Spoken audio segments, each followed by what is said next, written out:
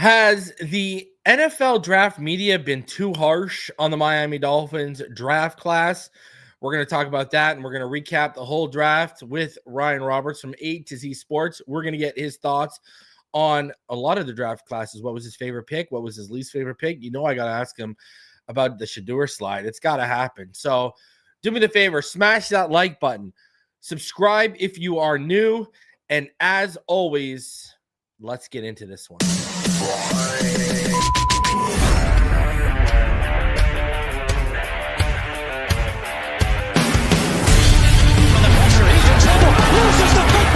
Touchdown! You have got to be kidding me. Jalen Waddle has a Dolphin touchdown. And he will score! The field on the near side, that open touchdown!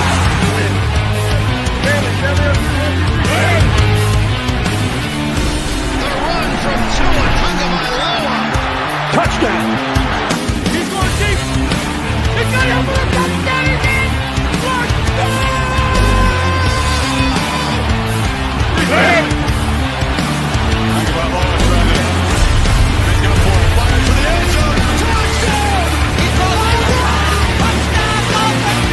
Beautiful day to be a Dolphin fan. Let's go!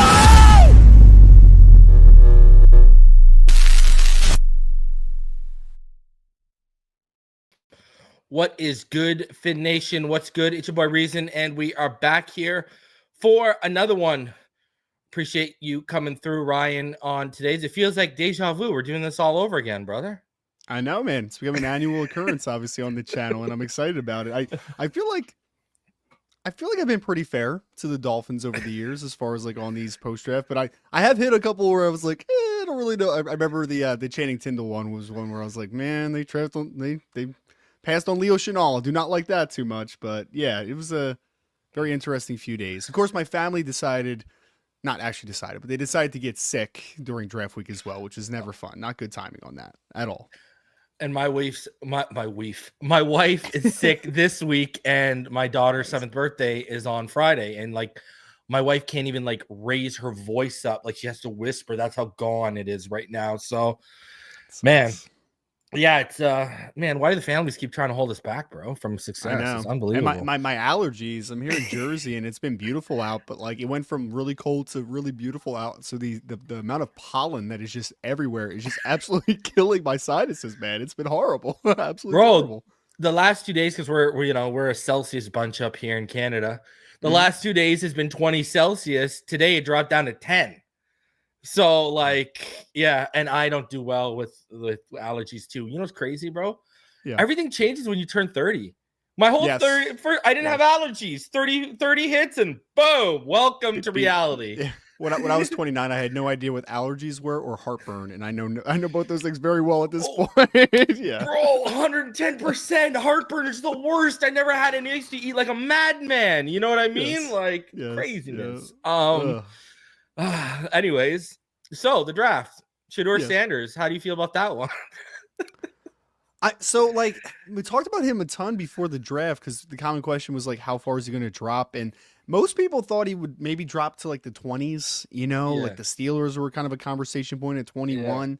There was even an outside chance he could drop to the second round, but anyone who is out there that's saying, I knew he was going to drop to nearly to the 5th round is absolutely lying to you. No one got that feedback. That's why it was kind of the craziest story. I understand why it was such a hot topic, talking point. I really disliked some of the draft coverage this year, though, because I was just like, my favorite part of the draft is finally people getting to know all these like cool little intricate backstories of these prospects, where they came from, all that type of stuff. And 90% of the coverage went to the Shedeur fall, which was unfortunate to some of these guys. Listen, can I be honest with you? Yeah. I thought Cam Ward didn't get enough flour. You're talking about the story. Look at the story that guy rose from to be number 1 in the draft, from Washington to where he is now, Incarnate Ward and all that kind of stuff to where he is now. And like, I don't think Cam Ward got enough flowers as the number 1 overall pick because they were too busy talking about you. And I thought that was very unfair. And then you know what's worse? I mean, because you've been to the combine this year, you've been around these players. When you see that training video of Cam and Shedeur, And Cam's like, you want to get water? We've only done like 3 reps. What are you saying? Like, and Shedeur's like, oh, it's not water, it's Gatorade. They pay me. And he's like, and Cam's like, are you serious? And then earlier, Cam's like, yo, I want to be known as Cam Ward, someone who's known for football. And you can tell what he's basically saying, I don't want to be known as part of the Sanders clan and as Dion's son. I want to be known as Cam. And I'll make a bold, I said this and I'll make it directly to you, Ryan. I made this on my channel. Cam Ward's going to be the best quarterback the Titans have had, and he's going to bring them back to the Steve McNair. He's the best quarterback since Steve McNair is what I'm going to say, and he's going to bring them back to that Steve McNair greatness that he had them at. Do you want to hear a crazy stat about the Titans that I learned yesterday? The last 4,000-yard passer that franchise had was Warren Moon when they were still the Houston Oilers. Jeez. They haven't had a 4,000-yard passer since then. Steve McNair, Tannehill, he was good none though. of them. McNair was legit. Oh, McNair was really good. Yeah, and, it was a different time and passing versus running, like all that type of stuff. But I thought that was so crazy to hear that they haven't. The Bears never had one? The Bears have never had a 4,000-yard passer. Yeah, I'm pretty sure Jay Cutler's their leader, right? With like 38 or something. Yeah, like that, and Caleb wasn't off to a hot start, looking like he's going to break that anytime. But I mean, they added Colston Loveland. They're giving them all the weapons out there. And Luther Burden, man. So they got some weapons. We'll see. Yeah, Luther's your boy, right? Yeah, I like Luther a lot. I think that Luther. I think Luther suffered from partly some of the off the field whispers, but then secondly, I think there was just a little bit of overthink with that kid. Like I don't think that he should have gotten out of the first round, but yeah. And it's not like Brady Cook was the best quarterback in the world, and he had a quarterback play out there too. Don't say that on Twitter, dude. Missouri fans will come after you hard if you diss Brady Cook. It's hilarious. Can I talk to you about something? And it's 2026 related, but I know you've watched Bond. I know you've watched Texas in depth. Okay. This whole March for Arch thing, can you please tell people what we've known privately? He's not going to come out in the draft this year, number one. And two, you've seen it. How many times did you watch Matthew Golden and you had to see him adjust and come back to the ball or whatever? He's not ready, Ryan. I don't know. These people are just they're not watching the film. They're just looking at the name on the back of the jersey and they're saying number 1 pick. Because I'll be bold with you. If he comes out next year, there's a good chance Nussmeier and Aller, and if Lenore Sellers takes another step, they may go higher than Arch Manning. So I decided I'm only watching about 5 or 6 quarterbacks this summer because there's just so much volatility on the table. I think one point that you hit on is I would be very surprised if Arch ends up being in the draft class next year. I would actually be shocked because I mean they've been very they've been very outward about it. Like they want him to get his degree, they want him to be a 3-year starter, they want him to do all these different things, and the Mannings just typically as a family don't declare early for the draft. They go and they play out their eligibility. So yeah, I don't anticipate him being in the draft, but it's a talking point. It's an SEO winner right now, right? Like anything that has Arch's name on the if you have it on your YouTube page, if you have it on a written article, like people are going to click on it for better or for worse. So I understand why people keep talking about him, but yes, I don't think that he's going to be in the class next year. You and Nussmeier Aller for you. Neither. Don't make me pick either, please. I have accepted that Drew Aller is going to go very high in the draft whenever he chooses to come out because he's 6'4", 230, strong arm, quote unquote a winner, even though he hasn't really won a big game at Penn State, but that's another conversation for another day. But all those things together, he'll get drafted early. Nussmeier, like I see it, right? Like I see some flashes of leap. it. Yeah, you're waiting for the leap. I watched the Florida game 2 days ago to watch the D tackle Caleb Banks, who's a dude, by the way, for the Gators. And Arch made a couple of great bucket throws in that game. But then there's also where like he had a clean pocket and he spins out into pressure and takes a really stupid sack. And then he tried to throw across his body and it's almost intercepted. And I'm just like, all right, man, like we need a little bit of a chill pill, I think, with Garrett. He needs to take a step forward this year. Yeah, he does. But like you can see it, like you can see son of a former NFL quarterback. There's certain things he does where you're like, oh, okay, I see it. But you know what, he can't. This is what might be his problem, and I think might be his problem when he even goes to the NFL. I don't know how much of that dog he has in him in terms of he was willing to play the background for everyone instead of, stepping up and saying, no, this job is mine. This job is mine.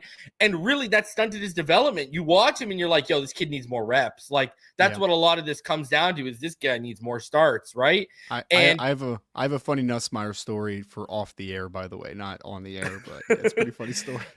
But it just feels like he needs to, like, I don't know. It felt like earlier in his development, he should have pushed and said, no, I'm now where you going to beat out Jaden Daniels? No, but he should have pushed and shown he was the guy. I don't know. We'll talk. I'm a Nussmeier fan because I see the potential. Let me tell you this much. If I had to put money down on Aller or Nussmeier to take the leap this year, I'd put it on Nuss. Just because of he can pick up and but he can pick up the phone and he can call his dad. You know what I mean? Who's Aller picking up the phone and calling? You know, the groomer also, for a dog. I mean, as long as they stay healthy, he's got Berrien Brown, the transfer from Kentucky. He's got Nick Anderson, the wide receiver transfer from Oklahoma. He's very talented. He is often injured, so this is dependent upon health, obviously, for Anderson. But then they still have Aaron Anderson, the slots there as well. We'll see how that offensive line recovers. I mean, you did lose 4 starting offensive linemen, so like that's a little bit tough. But I actually like that's my biggest criticism of Garrett is I think that he's good against pressure sometimes, but then there's other times where I don't understand what he's doing working against pressure, like stepping into the pocket unnecessarily, stepping out of the pocket unnecessarily, spinning out into pressure. Like it's just very strange. So there'll be a lot of weapons there for sure, though, this year for him in the passing game. You a fan of Lenoris? I see the vision. I see the vision. I don't know if I would say fan yet. Like I said, I'm kind of this draft process. I am much more just kind of keeping it cool in the summer on quarterback prospects because there's so many in this class that just one haven't played a ton and two you just need to see a massive leap. But I mean, Lenoris is 6'3", 242 and crazy athlete, really strong arm, and there's flashes there, right? Like there's flashes of really good stuff. But again, I think it's very dependent on just how much he grows this year. Yeah, you think, and he's got the option. He can stick another year, can he? Yeah, he's I can't remember if he was actually a redshirt freshman last year. I think he is a redshirt. I think he's sophomore. No, I think he was a redshirt. I think he's a redshirt. I think. Yeah, so he can be there for a couple more years if he chooses to. I don't think he is. Like I kind of get the pulse that he's because they had Aaron Noland, who was at Ohio State, transferred there this offseason to kind of redshirt a year or play a year behind him and then be the guy conceivably in 2026. So I feel like 2025 is probably the last year, but we'll see. Wow. All right, so let's talk about the Miami Dolphins and their draft. First things first, let's get your thoughts overall on their draft. I was texting my dad about this. I like a lot of what the Miami Dolphins did. I actually I would say like this reason, like on a basic level, I liked, let me just 3, 4, 5. I liked 6 out of 8 picks. Okay. In a vacuum. Same. I was like, okay, I like that spot for them. I like the upside. I think that they evaluated good football players in the spot. The things that people are going to get hauled back by obviously are, did they give too much to trade up for Jonah in the second round, which I understand. And then 3, I think that people just kind of wanted to see maybe a little bit more offensive line, right? Like maybe a little touch more of a little support, because at the end of the day, and I think we've talked about it, this regime right now of Mike McDaniel and Chris Greer as a general manager, it is only going to survive if they can keep Tua healthy and he kind of takes that next step to being one of the better quarterbacks in the NFL. I think that really is dependent on how they are able to save their jobs long term. And I do think that the lack of offensive linemen outside of, I mean, you didn't draft another one outside of Jonah, right? So like that's one thing that I think you're kind of looking at is like, did they do enough to kind of shore protection for a quarterback that has had a lot of durability concerns, obviously? So I like 6 out of 8 as well. So let's talk about the 2 you didn't like. And I'll tell you which. I'll give you my thoughts and then let's hear yours. So I wasn't a huge fan of the Jason Marshall and the Dante Trader picks because I thought there were better options at corner and safety on the board. And to your point, what I've been saying the whole time, they were better options, I thought, to double up at guard still on the board when those picks were made. And they made them. Like Jason Marshall, failed project. And we can talk about how big of a recruit he was, et cetera, but he was kind of a failed project in Florida. Dante Trader, okay, he offers you a little bit more ball hawking skills than Jason Marshall. Not quite the athlete Jason Marshall is, but somehow he does. But anyways, I thought there were better safety options on the board still there too. So which were the picks you didn't like? So Jason Marshall was one of them. And it's nothing against Jason Marshall. I think Jason Marshall has some upside to development. He was banged up, obviously, the majority of this season. So lost year of development, quote unquote. But I do think he has some inside out versatility. I do think he can do some stuff in the slot potentially for you and mix and match and be a versatile piece. I just thought 150 was too high. Like that's just all. Like I just thought 150 was too high. And there were a couple other guys I liked more on the board. So that was one. The other one was Ollie Gordon for me that I didn't like. And again, it's not really about Ollie necessarily. This last year at Oklahoma State, I know there was a lot going against him. He was banged up a little bit. The offensive line didn't play well, like stability, blah, blah, blah, like all that type of stuff. I could be wrong here. I just don't really think that he fits the system that well. I mean, like he can do some outside zone stuff because he is a very north-south runner, but like he is not the type that Miami Mike McDaniel has typically gravitated towards. So I just, at 179, I'm not going to knock it too much because at the end of the day, if he doesn't hit, if Ollie Gordon doesn't end up being a good football player, we're not going to talk about it in a couple of years because he's a day 3 pick, right? But I do think that there was a couple other running backs on the board that I thought were a little bit more interesting specifically for Miami, or if you wanted to go a little bit more of the power profile, I think you could have even stood pat there and maybe drafted someone a couple spots later, or Damian Martinez. Yeah, exactly. Yeah. So, and I think Damian Martinez is actually a better scheme fit than Ollie Gordon is, you know? And so again, nothing against him necessarily as a player. I just didn't like the spot and the fit potentially for Ollie or Jason Marshall Jr. What do you think of Dante Trader? I actually like Dante Trader. I'm a little surprised that you don't like Dante Trader.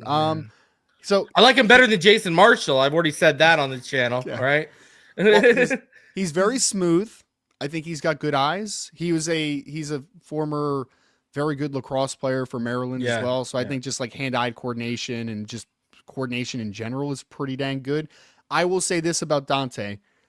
I thought Dante was going to go earlier before the season because I thought he was going to take a jump. I don't think he took a jump this year, right? So which is why he kind of settled in just being that early to mid day 3 pick. Like that's what he ended up being. I do think that there's a world though, if you get the best out of his full package of combination of smoothness and eye discipline and ball skills, if you get all that together, I do think he could have gone decently amount earlier in this class, but obviously he didn't, right? So it's a little bit of a dart throw, but I do think that he's a guy that can at least come in and be a part of a rotation. And at pick 155, I think that that's a fine spot. All right, so let's go through the picks. All right, so let's start off with round 1. Kenneth Grant. The night before I mocked him to the Miami Dolphins, I'd been hearing privately since like November how high they were on him. It was ramping up before leading up to the draft. I mean, I told you something before I went live here that I heard about the efforts the Miami Dolphins were making. Now, what do you think about the pick at 13? You found a running mate for Zach Sealer, and let me hit you with this, Ryan. Walk with me, as the young kids say. I did a video yesterday, okay? And I said, are the Miami Dolphins, whether they succeed or not, that's a different story. Are they trying to mimic the blueprint the Eagles did defensively last year? And it makes sense because Weaver comes from a Ravens background where they're now building from the front out. They're going to try and win with more 4-man rushes. So like Kenneth Grant, Zach Sealer, either Chop or Chubb and Jalen Phillips. And then they built that, they wanted Drake Greenlaw. They settled for Tyrell Dodson, but they were clearly trying to add Joey Bosa too. They were trying to add Joey Bosa and Drake Greenlaw into the mix. And I was told if Calais came back as well, they were still going to draft Kenneth Grant and they were still going to add him to that mix. So, and they're kind of going a little weak at safety because I will talk about it in a bit, but I'm shocked they didn't take try and move up for a corner. What do you think about Kenneth Grant's addition to that front? What's your projection for him next to Sealer? And with that, we got a really good edge room. What's your projection on the front with Kenneth Grant? Do you like the pick? I did like the pick, yeah. I mean, I was totally cool with him being there at 13. I think it made a lot of sense just from what Miami needs on the front. Like they need that big, massive interior defensive lineman that's going to take up 2 blocks and has some upside as a penetrator as well. So I think he kind of fulfills both. He could wear both hats in a defense potentially, and I think that that's very, very important. I mean, you mentioned Sealer, you mentioned the edge room. You can even throw the linebackers on the second level. Everyone, I think, is going to be better because Kenneth Grant is there, because of just his sheer presence and his size. You can't teach a dude as big as he is that can move that well. So I don't think we've seen the best version of Kenneth Grant at Michigan. I think 2023, you saw he was all flash in 2023, in my opinion. 2024 became much more consistent, but still not near to the consistency that you need. If he's able to hit his upside, then he probably ends up being a top 10 player in this class, potentially, at least from a pure talent perspective. It's just going to be an out now. Do you trust your Miami Dolphins defensive line coach and defensive coordinator to get the most out of him? Because I think all the potential is there. Now it's about development. Buddy, Austin Clark, fantastic. He's our defensive line coach. Anthony Weaver. I mean, we all saw what he did to Justin Matabuki. So we all saw what he did with Chop. I'm ready to go, baby. Let's go, okay? So that's why I'm at. I think Kenneth Grant is going to be a monster, bro. It's going to be pick your poison. Who you want to double, him or Sealer? And then, okay, deal with the other one in a one-on-one, and good luck to you, you know? Yeah. Like, that's why I think, like, off-field stuff aside, that's why I think they didn't want someone like Walter Nolan. Walter Nolan is just, like, kind of a, like, isn't he kind of more of a Zach Sealer? And you just named what they needed. He's kind of more like based off of a Zach Sealer foundation, and they didn't need a duplicate Zach Sealer. They needed what you described, someone to replace Wilkins. Yeah, my Walter Nolan scouting report this year is the funniest thing of all time because I've seen so many people fight back against me because everyone just says, look at his PFF grades. He was so good against the run. And I'm like, guys, if you watched Walter Nolan and thought you thought he was a stellar run defender, I don't really know what to tell you, man. Like, he takes plays off. He's inconsistent at the point of attack. He's not a high level run defender. He's a high level penetrator. Potentially. Absolutely. Like, he's very explosive. He can one gap with the best of them. But if you're asking for a guy that can true two gap and work multiple offensive linemen and split double teams and do all that type of stuff, then Kenneth Grant is obviously the much easier fit into a defense. Yes. I know something he can split, and it ain't double teams, all right?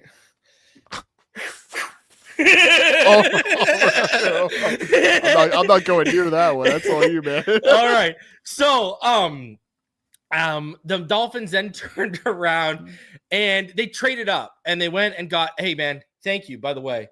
If anyone wants to know how to pronounce Jonah Savaiinaea, good old Ryan here on X posted a video from the man's lips himself, describing how to say his name, right? So there you go. You asked about the combine, right? I believe it was at the combine, wasn't it? It was. Don't worry, bro. I was watching it back and forth because I've been calling him Savaiinaea forever, right?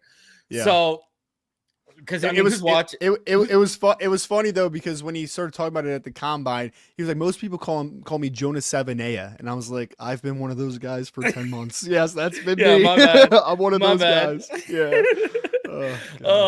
So the Dolphins traded up. Now, you talked about whether it was fair or not, and Dolphin fans have been now. But if you go by the Rich Hill trade value, we won that trade by 1 point. If you go by the Jimmy Johnson trade chart, we lost it by 3 points. It was like 651 to 654. So it's a fair trade either way you slice it, I thought. Dolphin fans were sad that they lost 98, but when you look at what was on the board at 98, Ryan, did we really miss out on much? But anyways, I digress. They showed some conviction, Ryan. They went up and got their guy, Jonah Savaiinaea, and they moved up, and they moved in front of the Patriots, who have since learned were having a debate in their war room. That's who they were going to take at 38 was Jonah Savaiinaea. We leaped in front of them. What are your thoughts on the pick? He's played left tackle, right guard. Could you make the same argument you just made for Grant? We haven't seen this kid's best football because he's been shifting around so much. And he's young. He was a true junior as well, coming out of Arizona. Here's a funny thing. We talked about in the beginning of like how long I've been coming on the show and stuff. You can attest to this. I did not like the Austin Jaxson pick at all. Like, you did not, remember? Slightly. We hated it. Yes, we hated it. We ripped it. I did not like that one. I also didn't like Patrick Paul. We'll see how that one turns out. I also didn't like Liam Eichenberg, even though I'm a Notre Dame fan. I'm like, nope, I don't like Liam Eichenberg. Do not like him. Yeah, either I did not like any of those offensive line picks. This is the first offensive line pick I feel like in a long time for Miami that I was like, yes, you did it, Miami. Congratulations. I think this he's so talented. He really is, because you look at him and you get assumptions when you look at players' body types sometimes, right? And you go like, wow, he's 6'4", 324, but he played like 330 something this past year. And he's just like this massive Polynesian kid. Like, he looks like he's a bouncer. Like, he's just going to throw dudes out of the club. Like, that's what he looks like. But then you see him in Arizona play left tackle, play right tackle, play inside a guard, and the movement skills are actually the thing that pop out most. He's got incredible foot quickness, and he's got pretty long arms. So I look at him and I'm like, from a talent level perspective, from a movement perspective, from a athleticism and length perspective, you can actually argue that Jonah could play offensive tackle in the NFL if you wanted him to. And I would make that argument. I think he had some pretty good film this past year at left tackle especially. But, I mean, you heard him in the interview leading up to the draft, right? He's like, I'm a guard. I want to play guard. Yeah. I want to put hands on people. I will say he has the intent. I do think the power profile is still developing, right? Like, it's there, but I don't think it's consistent. Like, I don't think he consistently just moves dudes at the point of attack right now, but he's young. He still needs to get physically mature.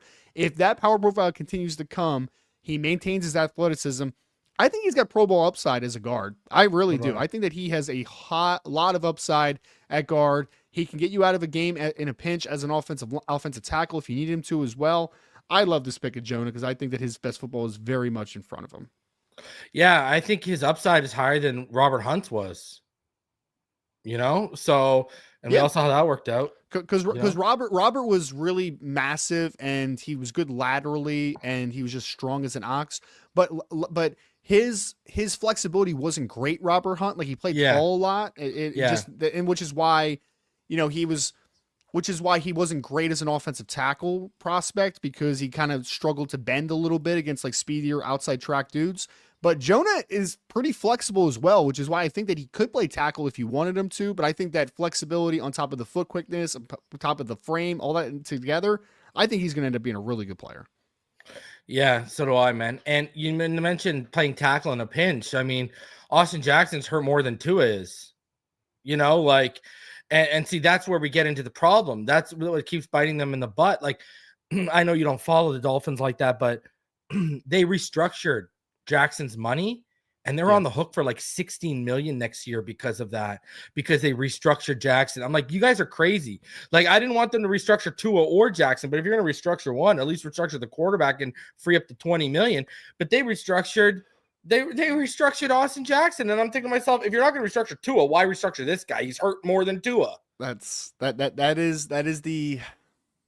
is the potential pitfalls of giving a guy a nice contract after one good season, right? Like Austin was not good. And then 2 years ago, he had a pretty good season and they opted to give him the contract when there was a lot of buyers beware on that contract beforehand. Cause you're like, hey man, mostly it's not been great with Austin Jackson so far in his Dolphins tenure. And I don't fully fault the Dolphins for that just because you are a little bit hamstrung because of like the timing of it all and all that type of stuff. But it is just unfortunate that I think Austin Jackson is just a below average NFL offensive lineman that gets hurt a lot. Like that's just kind of at his best, he's probably an average one. Yeah. So what happened with that situation was they lowballed Robert Hunt in the summer. And then finally they came back to the negotiating table around October. They came up to more of his asking price, but now it's October. And he's like, him and his agents are like, listen, we've seen the DT market blow up. We're just going to ride this season out and see what free agency brings. You're too late. And so what they do, they pivoted and gave the money to Austin Jackson instead. That's exactly what they did. Yeah. Unbelievable. Unfortunate. Yep. Unfortunate. So, now, continuing on here, the third pick, this is what I'm going to ask you. What are your thoughts on Jordan Phillips? Because he's raw. Yeah. He's really raw, but the upside is evident with this kid. So I got a tip on him like a month before the season ended that this kid was probably going to declare for the draft. And I believe he was the youngest player in the draft. Like he was 20 years old, right? Yeah, so like he was a third-year player, 20 years old, and everyone's like, hey, he's going to be a mid-round pick. And I'm like, that's interesting. I'd never even heard of the kid at that point because if you look at the stat sheet and the box score, it's nothing. I mean, he had like one tackle for loss this year or two tackles for loss, like something like that. It was almost nothing. So very interesting player. But then because I think he started his career, don't quote me on this, Tennessee, right? Did he go from Tennessee to Maryland? I think it was something like that. He was definitely a transfer, though. I can't remember what team he started with first, but either way, that doesn't really matter. Regardless, he is extremely interesting because when you watch him, the dude is explosive as all hell, man. Like first step off the line is incredible. He's a little shorter, a little compact, so he plays with really good natural leverage, and he's so strong at the point of attack, like a fire hydrant. Like he just cannot be moved off the spot. And if you're drafting him at 143 to just be a rotational run defender on the interior defensive line, that's great. But the cool thing about him is I don't think we've seen the best of him yet. I mean, like, he's young, man. Like, he can still get better, and he's got a good first step where I do think there's some upside as a penetrator, but I don't think he's ever going to be a pass rusher just because he's pretty tightly wound. Like, he's a linear player. Like, he's straight line. He's not flexible. So he's going to be a straight line winner. So I don't think he's going to be a great pass rusher because he doesn't have great length and he's not incredibly flexible. But as a rotational interior defensive lineman, I was actually surprised this kid actually ended up declaring, because although he was a mid-round pick, if he takes a jump next year at Maryland or somewhere else, I could argue that maybe he's a top 100 pick at least, right? Like, he has some upside to him in that regard. So I think you drafted a one-tech nose that's going to be super physical at the point of attack and is going to win in a straight line and be pretty impactful in that way. You're not getting a penetrator here. You're not getting a pass rusher. You are getting a really strong, dense point of attack player. And I think the upside to him is obviously higher than a guy like they have right there at that true zero in Benito Jones, right? So that's probably why, because like you mentioned, he's 20 years old. I didn't know he's the youngest player in the draft, but I knew he was 20 years old. And you're right. He was Tennessee in year one with the Volunteers, and then he transferred and he was at Maryland the last year. Usually you see teams, you see players transfer from Maryland to a team like Tennessee, but he went the other way. And I wanted to tell you this. Okay, so I wanted to ask you this. Okay, so we can both agree he's probably our true nose, our true zero. Yeah.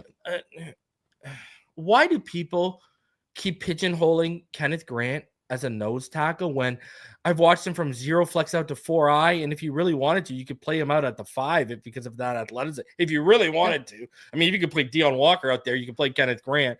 Why do people keep pigeonholing him? Because a lot of his best plays didn't even come from the nose spot. Well, so here's a big comp. So I think he's somewhere. Well, I don't want to say somewhere between. If Kenneth Grant hits his ceiling, he could be used similarly to how the Baltimore Ravens use Haloti Ngata, right? And Haloti Ngata looks like a nose, and he did play a lot of nose for the Ravens. But if you watched him in their odd man front, he played a lot of 4-4i, played some 3 at times. He played all over the place, 2-2i. I mean, he was a very versatile player. I think just naturally we see 6'3" plus, 330 plus pounds, played around 340 something last year, and go, that's a true nose. Like, that's all he can do. But I agree with you. I don't think that you have to just play him at nose, because he's a very gifted athlete. He has penetration upside. I mean, his tackle for loss sack numbers were very comparable the last 2 years to Mason Graham's, right? Who I love Mason Graham, but like, if we're talking about like upside penetration wise, he definitely has it. Like, Kenneth Grant definitely has it. So yes, I think he's a versatile player. You might coin him as a nose, just like as his most natural position, but he's definitely a player that can play all over the place for sure. Yeah. All right, let's go this, because we've already talked about Trader, your thoughts on OG2 and Jason Marshall. Quinn Ewers, were you shocked that he dropped all the way to 231? No, not really. That's kind of an interesting one. So he's been all over the place for teams. I know like Dane Brugler had him as a top 100 player in the Beast. And it's interesting because like those lists, Dane is the best in the business, in my opinion, right? Yeah. But those lists are always usually made with his ears a little bit more than his eyes sometimes. So like clearly he was hearing from people around the league that like there was some people out there at least that liked Quinn in a similar-ish range. Dude, it was coming out of the combine. I was hearing coming out of the combine, they were in love with this guy or whatever. Yeah. But I do think that I never bought a top 100 player. You could have sold me that he would have went like 2 rounds earlier, maybe more like a 5th round type of guy. But here's the thing with Quinn. When Quinn was coming out of, I think he was Austin Westlake guy, but he was definitely a Texas guy without a doubt in high school. He was rated as, by some, the top high school quarterback ever recruits, right? Like he was that type of dude. He went to Ohio State first, transferred back to Texas after 1 year because he wanted to make NIL money up at Ohio State, whatever. But here's the thing. What made him such an impressive recruit and a prospect at some points was his natural arm strength and ability to create velocity and arm talent. Like that was the stuff. I will say this. I don't think he's quite as physically gifted as he was a couple years ago because of the durability stuff. Like I think that the constant injury has zapped some of that arm talent, that natural velocity that he was able to gain. So I don't think you're getting the high-end tools that you once had with Quinn Ewers. He still has natural arm talent. He can still layer the football. He still has some touch to him. But the zip, I think, is not quite what it was. He's continuing to get bigger and stronger. I know he played last year between like 198 and 205. Like that was kind of his weight range. He's up to like 214, which is good as far as like him being sturdier in the pocket.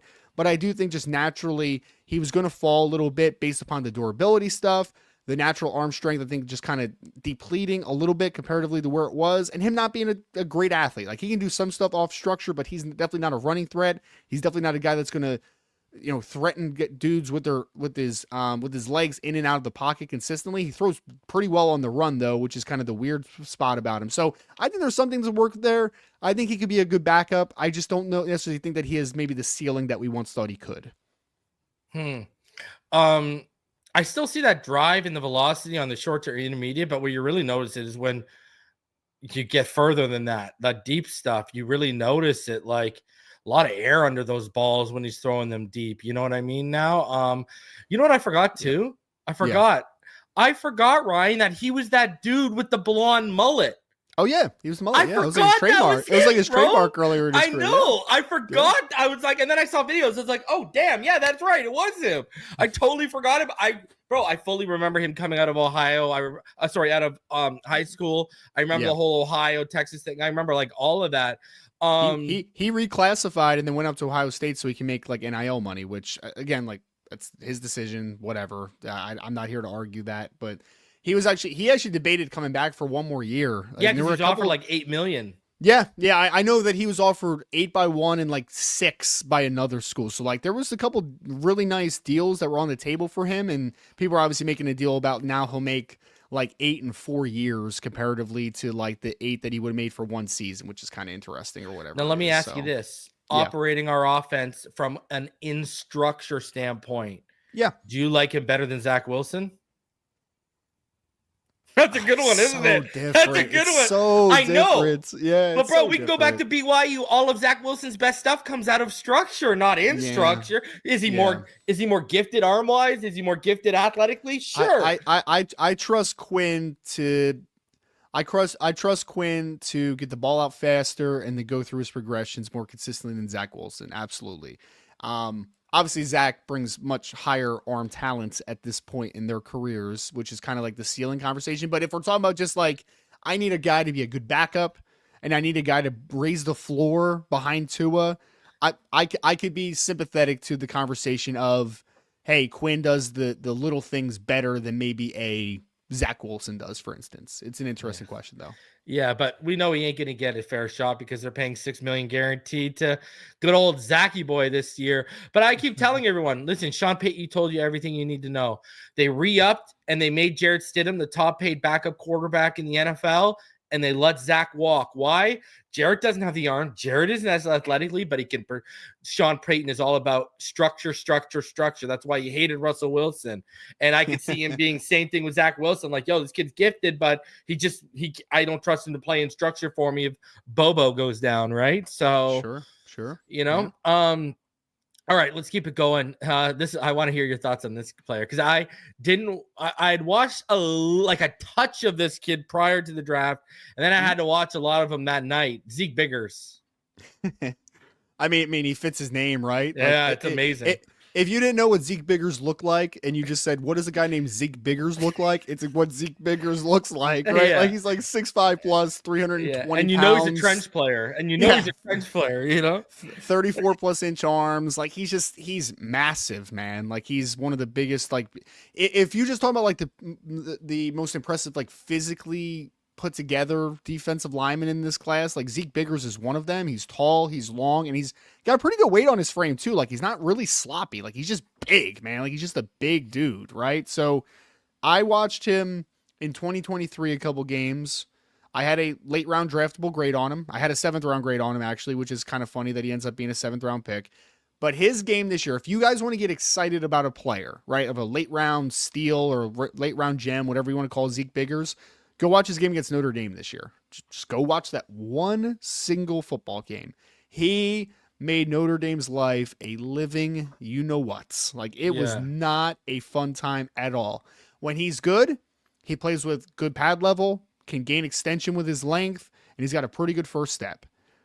The problem is that he plays too tall way too often, so he can lose power very often in the run game. So he needs to play with better pad level. He needs to play with a more consistent motor. But as a day 3 dart throw, as a 7th round dart throw, no. all the tools are there for him to develop into a rotational player. Again, it's just going to be about how he takes the coaching and how well the development plan is for him. And brother, he's a special teams dynamo with those. He's got He's 4 block punts. Yeah, he's blocked a bunch. Yeah, 4 block field goal, sorry, and 2 this last year. I was like, wow, look, this guy's got me watching special team tape. What is this? You know, shout out to any player that can get me to watch special teams tape. Seriously. So, okay, so I want to talk about the UDFA class, but let's wrap up the draft here. So. Mel Kiper gave us a C+. This is what he said. Kenneth Grant is a good player, no doubt. The 331-pounder stops runners in the tracks and breaks up pass at the line of scrimmage. The Dolphins need an impact player next to Zach Sealer on the defensive line. I just don't know that number 13 overall was the place to find that player, especially because Grant's pass rush upside is limited, which I do not agree with at all. The bigger need falls in the secondary. Even before Miami was exploring a Ramsey trade, cornerback was a problem. Miami came to Green Bay with a combination of Storm Duck, Cam Smith, and Ethan Bonner penciled in at quarterback 2 to replace Kendall Fuller. That wasn't going to work. Safety was an even bigger issue after Javon Holland signed with the Giants. Yet it was crickets at both positions until day 3. Jason Marshall and Dante Trader were the only adds. Would you agree with that assessment and that grade, or do you think that's a little too harsh? So we're doing grades right now at A to Z Film Room actually on YouTube, and I gave the Dolphins a B. So I'm a little higher on Mel. Yeah. I like the value of Grant. I like the value of Jonah. I like the value of we just talked about Zeek Biggers. Like I think that I actually like Dante Trader in the 5th round. So like there was a lot that I liked in this draft. The problem I think, and the one thing I do agree with him 100% with, is I think you needed to attack the secondary earlier than this. Like I just think you did. Like you're gonna trade Jalen Ramsey more than likely, right? And you lost Javon Holland this offseason. Your secondary needs guys. Like they need bodies. And even if you like Jason Marshall Jr., even if you like Dante Trader, they are not replacing Jalen Ramsey and Javon Holland this offseason. Like that's just not going to work. So I think that criticism is very fair.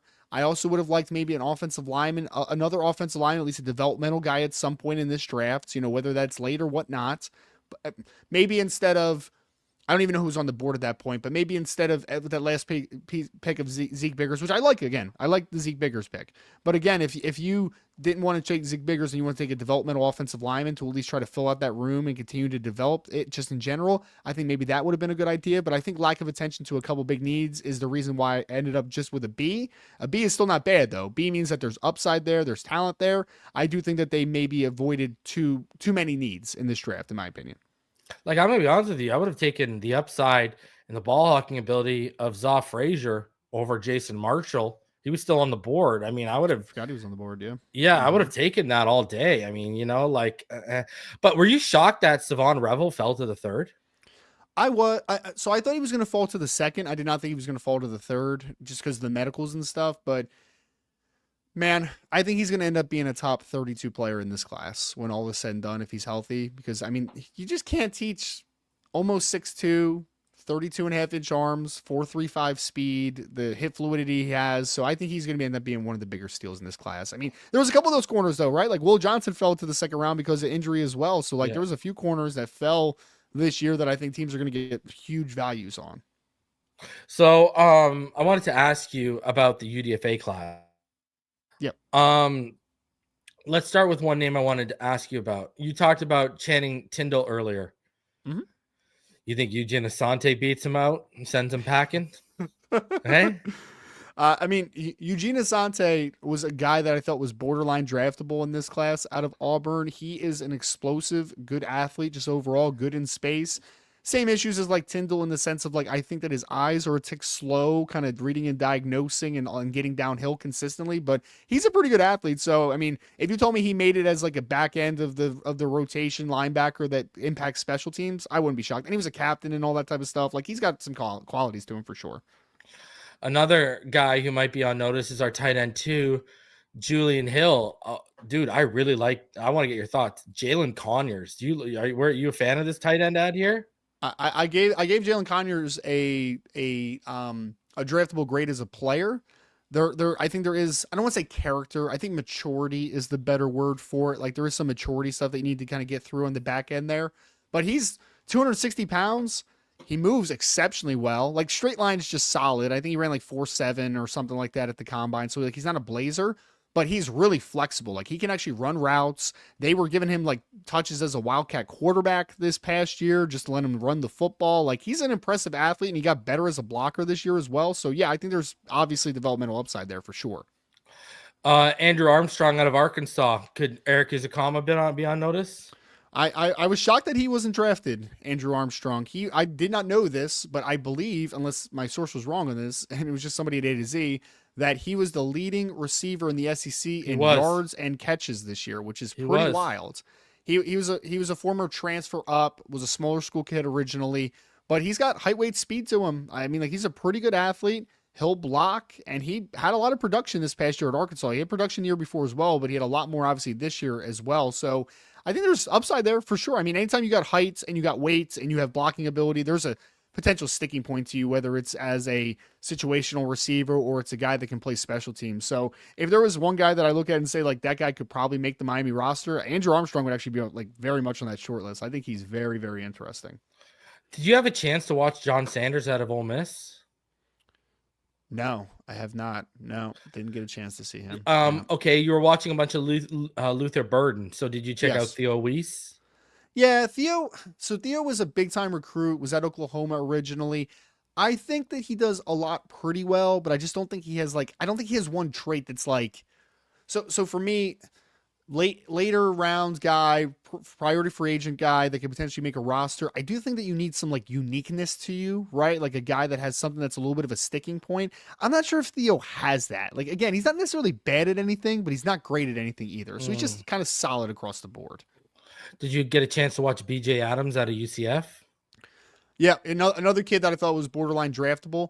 He did not test nearly as well as I thought he was going to. Like he ran very underwhelming, but he's got some speed on tape as far as like I thought he was more like a 4.8 to 4.5 flat type of guy, a little bit more of that range of runner. But he's got pretty good press man tech and he's got decent long speed, and I think that he matches physicality pretty well. So another interesting guy. I mean, there has to be some opportunities there, right? I mean, you're offloading a couple guys in the secondary, so we'll see if Brandon BJ Adams has a chance to make the team. Have you had a chance to watch Josh Preby out of Michigan? Yeah, I liked Josh a lot more when he was at Northwestern. Like 2 years ago at Northwestern, I liked this film a pretty good amount, like a top 250 type of guy, like a borderline draftable kid. Mm. But this year at Michigan, I just thought he did not look as athletic as he was previously. Like he looked very tight, didn't look overly explosive. I'm curious if Michigan just like put a lot of weight on him to try to hold up in their offense, kind of more of a power-based system. Like I'm not 100% sure, but if he was the Northwestern version a couple years ago, I think he might have a shot. But if he's the version that I saw at Michigan this year, I think it's going to be a little trouble making a roster. What was your favorite pick of the draft? My favorite pick of the draft was probably Jonah, even though I think some Dolphins fans hate it. It's so different reason. Like I tell you this, and I've told you this for years. I usually don't like Miami Dolphins offensive line picks. Like I typically don't. Me and my dad joke about it all the time. It's like every offensive line pick, I feel like we're mostly just continuously shaking our head over the years. And I'm just like, really, that's the pick. Like that's the guy. Like it's just very strange. But I like Jonah. I think that Jonah is my favorite offensive line pick that Miami has had in a very long time. He can play multiple positions. I think that versatility and that upside is tremendous. So even at 37, even though you had to trade up a little bit to get him, I really did like that pick a lot. What was your favorite pick in the whole draft? Overall, another one that's controversial. Some people don't like this one, but 49 overall, Cincinnati Bengals drafted Demetrius Knight, linebacker out of South Carolina. That's my guy this year, man. I'm telling you. I knew he was going to go top 50, but that kid is almost 6'2". He's played at 246 to 248. He dropped down to like the 230s to run fast at the combine, but this is a 240 plus pound inside linebacker that runs in the high 4.5s. He's like a 4.58 kid. He has explosive sideline to sideline range. He's an explosive tackler downhill, really smart and instinctive. I think that kid is a starting inside linebacker in the NFL for a very long time. I like Knight a lot. Bro, he was my linebacker too behind Jihad. I love him, dude. Such a fascinating back. That you remember our initial conversation of like they talked about Shedeur too much in this draft, and they really killed like some of the draft talk and some of the background stuff. Demetrius Knight is the perfect example. Demetrius Knight was a quarterback recruit to Georgia Tech, played 4 years there, transitioned to linebacker throughout, and played a lot of special teams, went to Charlotte, and balled out at Charlotte in 2023. It was fantastic. But while he's balling out at Charlotte, he is, because he has a young daughter, he is doing the Grubhub driving stuff on the side and doing all that type of stuff. And luckily, he has 1 year of eligibility remaining because of the COVID year. So he got to go back for a 6th year, and he balled for South Carolina this year. Balled out. And a defense that had TJ Sanders and Kyle Kennard and Nick Emanwari and Dylan Stewart and all these guys, he was the leader. Like, he was the leader of that defense. So, I mean, a testament to perseverance, first and foremost, and also, like, some cool, weird things. Apparently, he's the distant relative of Gladys Knight, like the Motown singer, which is, like, hilarious. So, but we didn't hear any of that. We didn't hear anything about all of this backstory stuff because it was just Shedeur Sanders this year. That's all anybody wanted to talk about was Shedeur. Giants winning a Super Bowl thanks to Jaxson Dart. We don't want to have this conversation on this podcast, do we? We don't want to have this conversation. Was that your least favorite move of the weekend? Of the first round, absolutely. It's not even necessarily I put my thoughts on Jaxson Dart out there. I'm not the biggest fan of Jaxson Dart, but it's fundamentally, I think the whole process was so flawed. It's really not about Jaxson Dart. It's about your head coach is on the hot seat. Your general manager is on the hot seat. You need to be in win now mode. And I thought they were in win now mode because they went out and got Russell Wilson, Jameis Winston. They went veteran quarterback twice. And I'm like, okay, they're building up this roster. And they go Abdul Carter at number 3. I'm like, okay, they're trying to win now. That's good. So in your win now mode, you're like, you know what I'm going to do? I'm going to mortgage future capital and picks to go and draft a backup quarterback at 2025. That was your thought process? How is that going to help you? That's not going to help you in 2025. If Jaxson Dart has to play in 2025, it's probably because Russell Wilson stinks. Like, that's the only situation that happens. And if Russell Wilson stinks, you're probably not going to be a very good team. Your head coach is probably going to get fired. Your general manager is probably going to get fired. And then what happens next reason? And the next coach comes in and the next general manager comes in and they have a first-round quarterback that they didn't select in the draft that they probably don't have much tape on. And they want their own guy. This is what we did 2 years ago with Will Levis. You remember when Vrabel got let go, they drafted Will Levis high in the second round. I know it wasn't a first round pick, but still high in the second rounds. Brian Callahan came in and had to convince himself that Will Levis might be good. We love Will. We love Will. Well, after like 6 games, they're like, man, we hate Will. Like, Will's not a very good quarterback, and they're trying to trade him now, right this second, to get rid of him. So I think you're going to end up probably handcuffing the next staff for the Miami Dolphins with Jaxson Dart, a guy that maybe they want, maybe they don't want. And I just did not think that drafting him at pick number 25 and mortgaging capital to go up and get him was a good process. I thought it was a very bad process. Well, what do you think about the Cleveland Browns? Why even bother drafting Dylan Gabriel if you're just going to come around and take Shedeur?